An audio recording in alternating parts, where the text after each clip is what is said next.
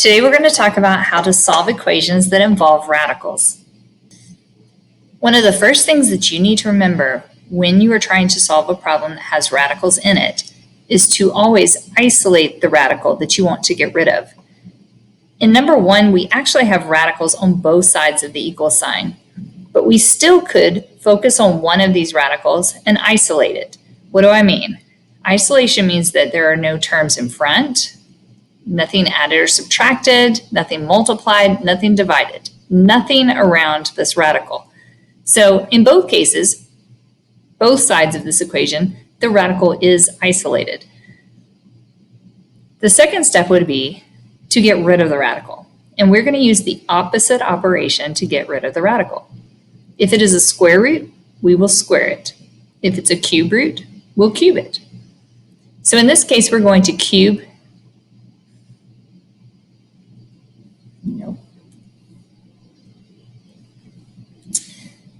So in this case, we're going to square both sides. Whatever we do to one side of the equation, we always do exactly the same thing to the other side. Now, when you square a square root, it goes away. And I am left with 3b minus 16 equal to 12 minus b. From here on, it's just a simple solve for the variable problem. Let's get our variables on the same side by adding b. That gives me 4b minus 16 equal to 12. Now, we'll move our constants to the same side by adding 16. So 4b is equal to 28. Final step, divide both sides by 4. So b is equal to 7. Now, before you circle your answer, if you look at the instructions, it says remember to check for extraneous solutions. You should always test your answer and see if it's true. When I put 7 back into the original problem, I have 3 times 7 minus 16, and on this side I've got 12 minus 7. You don't have to work them all the way out, but you need to work it far enough that you can tell that it's a true statement. 21 minus 16 is 5, so I've got the square root of 5 equal to 12 minus 7, which is also 5. Since these are equal, it is a true statement. I can go ahead and circle my answer. All right, in number 2, we're first going to ask ourselves, is the radical isolated? Is it all by itself? And it isn't. This particular radical is multiplied times negative 8. So the way that I need to get rid of the negative 8 is to use the opposite operation, division. I've got the square root of 4 minus 7r is equal to 5. Now my radical is isolated. It's completely by itself. To get rid of the radical, I'm going to square it. And whatever I do to one side of the problem, I'm going to do the same thing to the other side.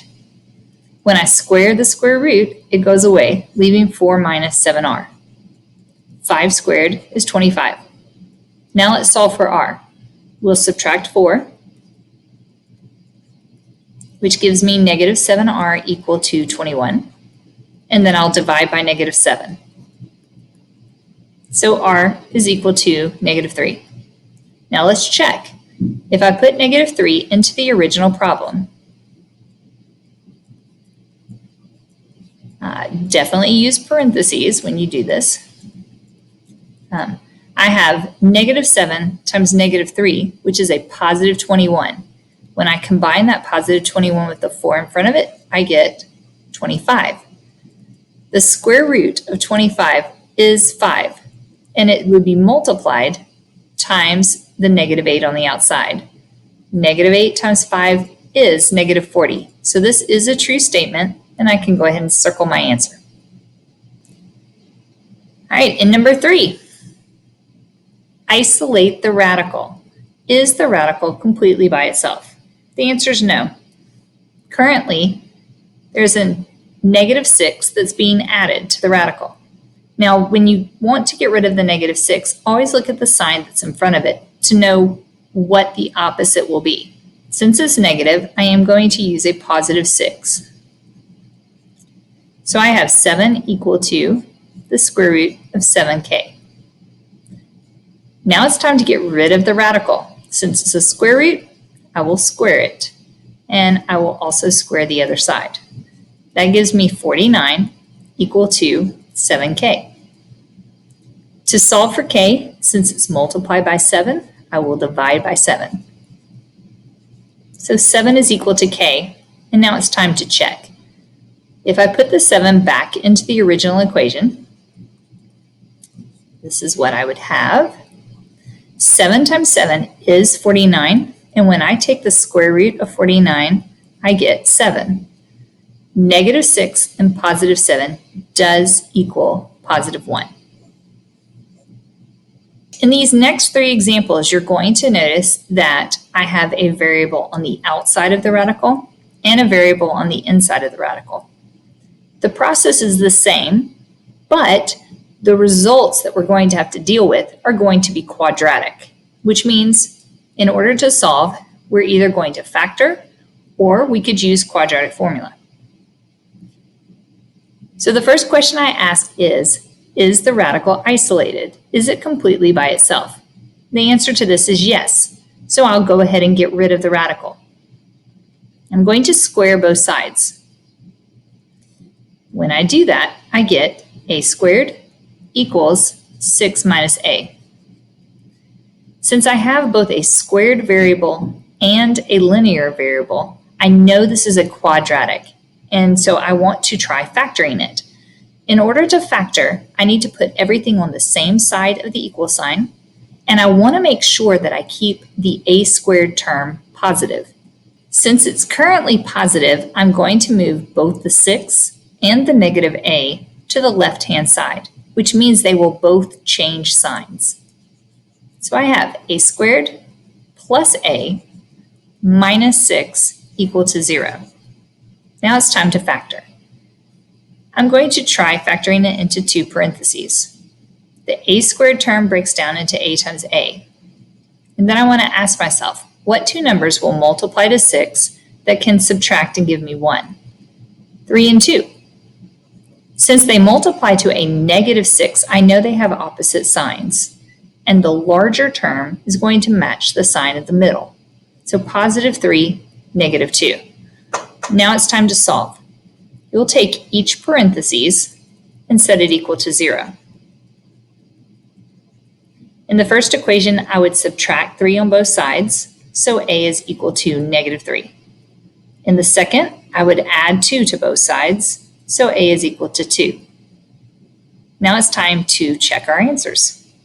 If I take negative 3 and plug it in for a, I get an equation that looks like this. So negative 3 is equal to the square root of 9. That's not true. So this is an extraneous solution. I have to throw it out. Let me test 2. 2 is equal to the square root of 6 minus 2. So 2 is equal to the square root of 4. That is true. So I'll go ahead and circle that one. All right, and number 5. Is my radical isolated? The answer to this is no. What do I need to get rid of? This negative n. To move the negative n to the other side, remember we're going to use its opposite. So we will add n to both sides.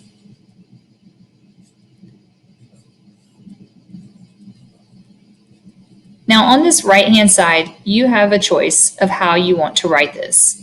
I'm going to write it with the variable first, n minus 3. Just make sure that you keep your signs exactly the same. Now that my radical has been isolated, I will square the square root to get rid of it. I have to square the entire right-hand side also to keep things balanced. When I square the radical, I just get 6n minus 11. On this right-hand side, when you square a parentheses, you have to write that parentheses twice. So we're going to use a process called FOIL to multiply the binomial times the binomial. We'll take the first term and we will distribute it to both terms in the second parentheses. That's going to give me n squared minus 3n, and then I'll go back and take the second term and distribute it to both terms. That's negative 3n plus 9. So just like before, if I have a squared term, I know that I'm going to want to try and factor. So I need to get everything on the same side. But before I start moving things, let's combine any like terms that are currently on the same side. If I take negative 3n and negative 3n and put them together, I get negative 6n. Now, since my n squared is already positive, I want to take the terms that are on the left and move them over here with the n squared. So I will subtract 6n and I will add 11.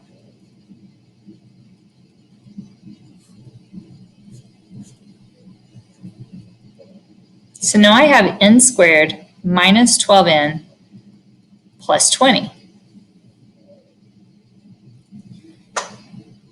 I'll factor this into two parentheses.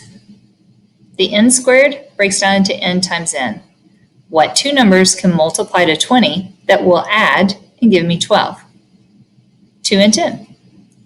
Anytime they multiply to a positive, they're going to have the same sign. In this case, they have to add to a negative 12, so they both need to be negative. Now it's time to solve. Set each individual factor equal to 0. When I do that, the first factor will end up being n equals 2, and the second will be n equals 10. Now we have to test. If I put 2 into the original equation,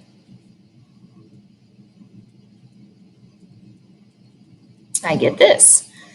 So I've got negative 2 plus 12 minus 11 is 1. The square root of 1 is 1. Negative 2 plus 1 is negative 1. And this is not true. So I'm going to throw out my first solution. Now I'll test the 10.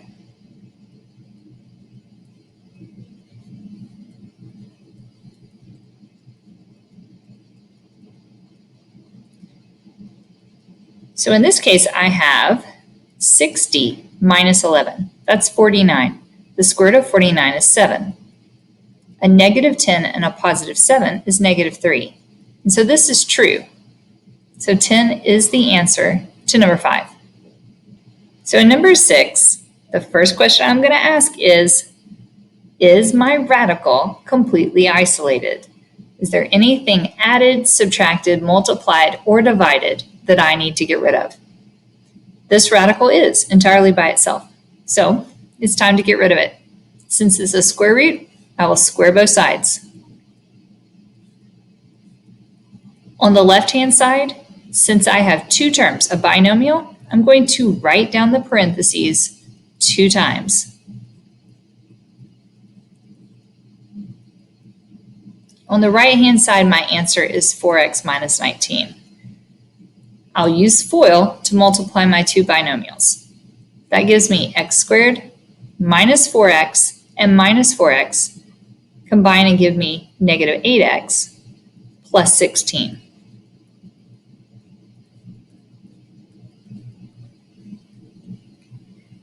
Since I have an x squared term, I know I want to try to factor. So I'll put everything on the same side, and I'm going to choose the side that keeps my x squared term positive. So I'm going to move everything to the left. I'll subtract 4x, and I will add 19.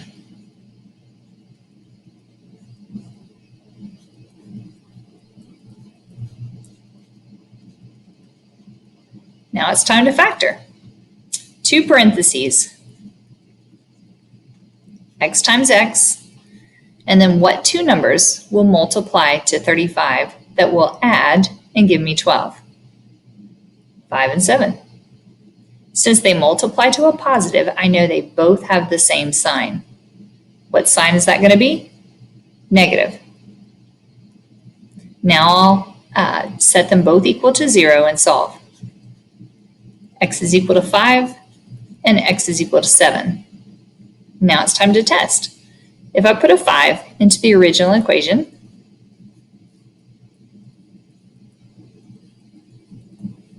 I've got 5 minus 4 is 1. 20 minus 19 is also 1. The square root of 1 is 1, so this is a true statement. 5 is a solution. Now I'll test the 7.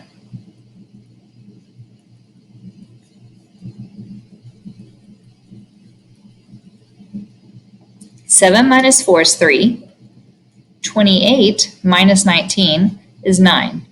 The square root of 9 is 3. So this one is also true.